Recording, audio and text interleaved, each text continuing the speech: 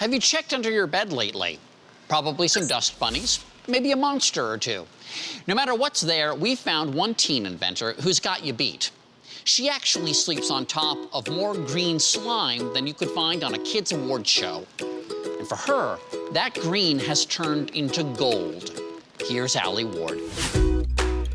Having fun, goofing around with friends, that's what teens do. It's part of the deal.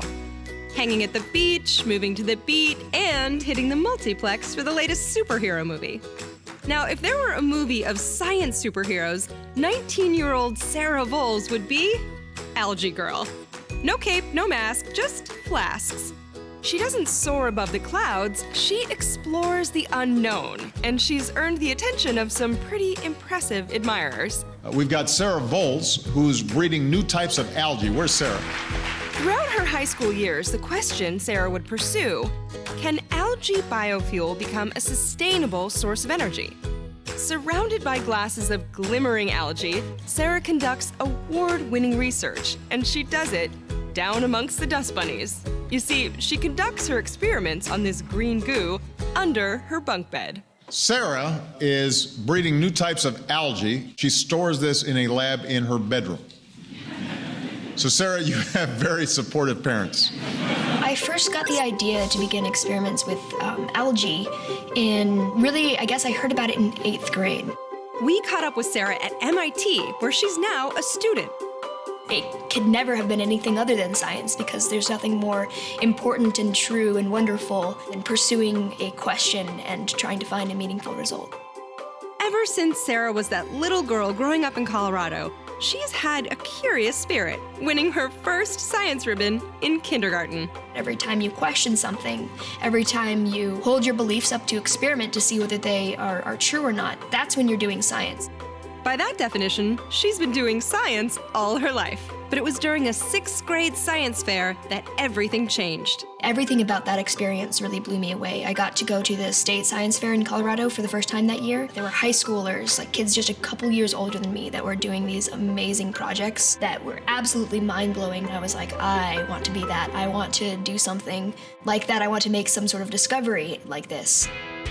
An innovator needs to know that success will be preceded by a lot of failure. And those failures, in fact, are what will inform the success, and the success won't be meaningful without the failures. Sarah's parents always believed in her dreams, making time for Sarah to pursue science, and making space for her algae. My parents were really happy that the algae was moved out of the kitchen and out of their closet and into my bedroom. When the lab was moved into her room, Sarah slept when her slime slept. Lights would turn on and off at particular times, and it was just like, oh, the lights are off. That must mean it's time for me to go to bed. And finally, after years of quiet work, the first place winner of the 2013 Intel Science Talent Search, Sarah Voles. A $100,000 prize. Sarah found higher oil yields can be created, and algae biofuels might be viable down the road. And that feels really, really good to know that something that you're very passionate about matters to other people also, and maybe made some sort of impact. When she left for MIT, her algae stayed home. So does she miss her algae now that she's in college? I do miss my algae a little bit. I mean, the bubbling from under my bed was very calming. Still just a sophomore, Sarah has plans. So do you think you're gonna go to grad school? Oh, definitely. Yeah? Do you know where? Any idea? No idea where, but I'll probably end up studying biochemistry. I get my inspiration in a weird way from the future. I feel really inspired when I think about the leaps and bounds that are going to happen in our understanding of the universe in the next few years and will continue to happen. And I get inspired by the idea that maybe I could be a part of that. So there's a fountain. Do you know if there's algae in this? I don't know, there could be. Let's look. I want to go algae hunting with you. I mean, who wouldn't? She's Algae Girl. After a short break, removing the plastic roof from the home of ocean fish. That and vocabulary is next.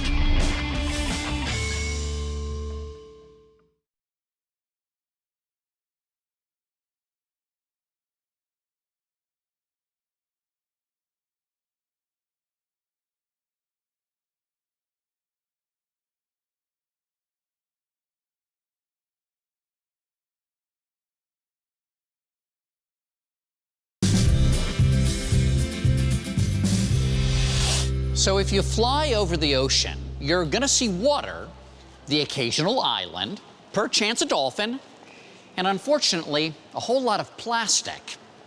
Now, when this plastic, which lasts 1,000 years, gets into the ocean, it's a mess. But that's when Innovation Nation becomes Innovation Ocean. And there just might be a method to fix this plastic madness. Millions of tons of plastic waste have been dumped into our oceans, not only killing marine life, but poisoning humans who eat the fish that have ingested pieces of the toxic plastic. A young man from the Netherlands, 20-year-old Boyan Slat, came up with a bold, innovative solution to clean up the plastic. We spoke with Boyan from our home base at the Henry Ford in Dearborn, Michigan. So Boyan, what experience did you have that made you think, I gotta do something about all this plastic junk in the ocean?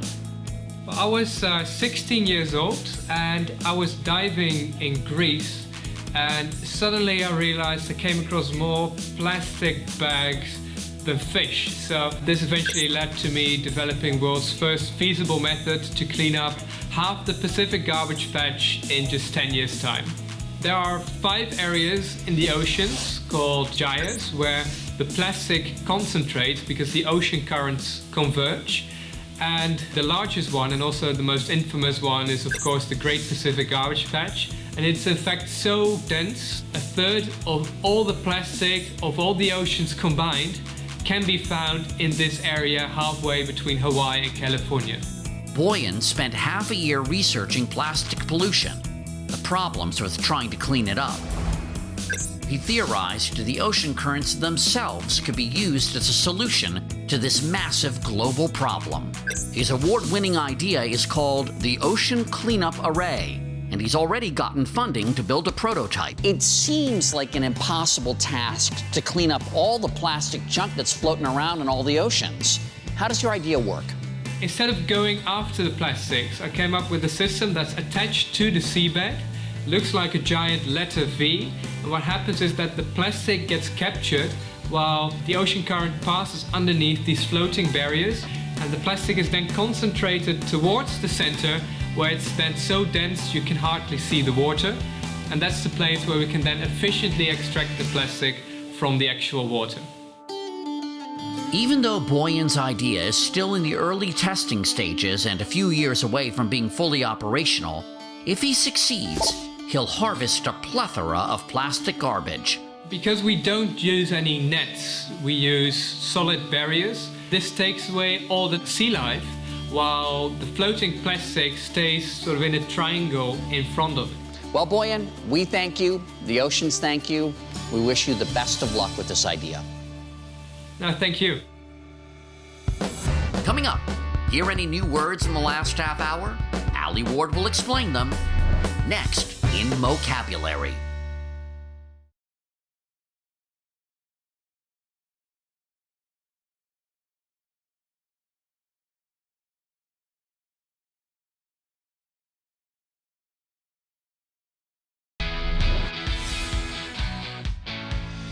This is Vocabulary, where each week we explain some of the fancier words that popped up in the show.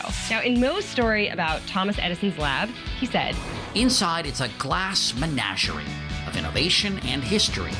the word menagerie is a noun. It means a collection of wild or unusual animals, especially for exhibitions. But in calling it a glass menagerie, it implies that there are all sorts of different glass jars and containers. In Mo's story about removing the plastic from our oceans, he said, Even though Boyan's idea is still in the early testing stages, if he succeeds, he'll harvest a plethora of plastic garbage. So plethora is a noun. It means a very large amount or number. So that means, whoa, mama, that is a lot of floating plastic. Now take these words and use them all you want. Use them a plethora of times. That is your vocabulary for the day. I'm Ali Ward.